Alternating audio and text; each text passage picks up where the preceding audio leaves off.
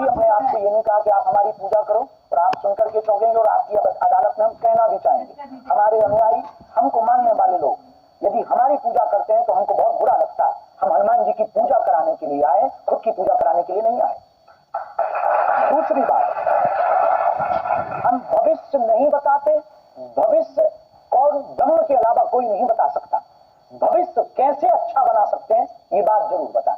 हमारे जो गुरु परंपरा से इंट्यूशन मिलते, संकेत मिलते, वो बात हम, जैसे ग्रह नक्षत्र की एक परंपरा है, एस्ट्रोलॉजी है, ज्योतिष विधा है, जो ग्रह नक्षत्र तारे, आज नासा आया, इसरो आज आया, आज खगोलीय गलत आई, उसके पहले ग्रह नक्षत्रों के बारे में हमारी ज्योतिष परंपरा ने बता दिया था।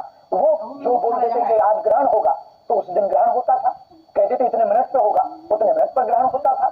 आज जरूर विज्ञान आ गया, लेकिन यही एक हमारे पास भी गुरु विधा है, हमारे गुरु ने हमको दी।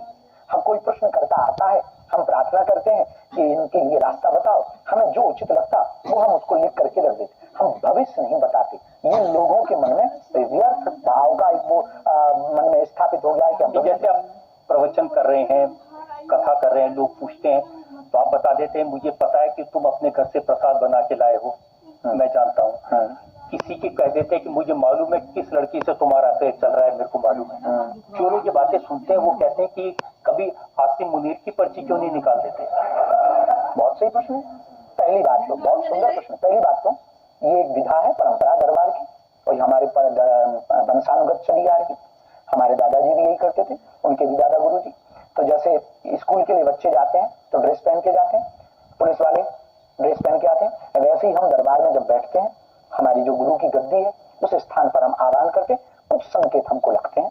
24 घंटे कोई भी व्यक्ति भविष्य नहीं बता सकता, न किसी भी पराशक्ति के संपर्क में रह सकता, वरना हम पागल हो जाएंगे। यदि बार बार संकेत ही सुनते रहेंगे तो पागल हो जाएंगे। एक विधा है तो उसमें बैठते हैं, जो प्रेरणा लगती है उस आधार पर निकाल देते। अब कोई धाम आकर के, दरबार आकर के आसिम मुनीर की पर्ची खुलवाए और जो हमें प्रार्थना में लगेगा हम वो बताएंगे और बेझिझक बताएंगे और दावा ठोक करके बताएंगे। अब आप कहोगे देश तो आपका भी है तो आपको खुद खोल लेनी चाहिए।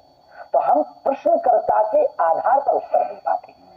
कोई प्रश्न करने आए तो हम उसको रास्ता दे देते। देखिए, भगवान की कृपा से वो सत्य निकलता। आलोचना करने वाले कहते हैं कि पहलगाम में हमला हुआ तो बाबा ने पर्ची क्यों नहीं निकाली। हिंदुओं को उनका नाम पूछकर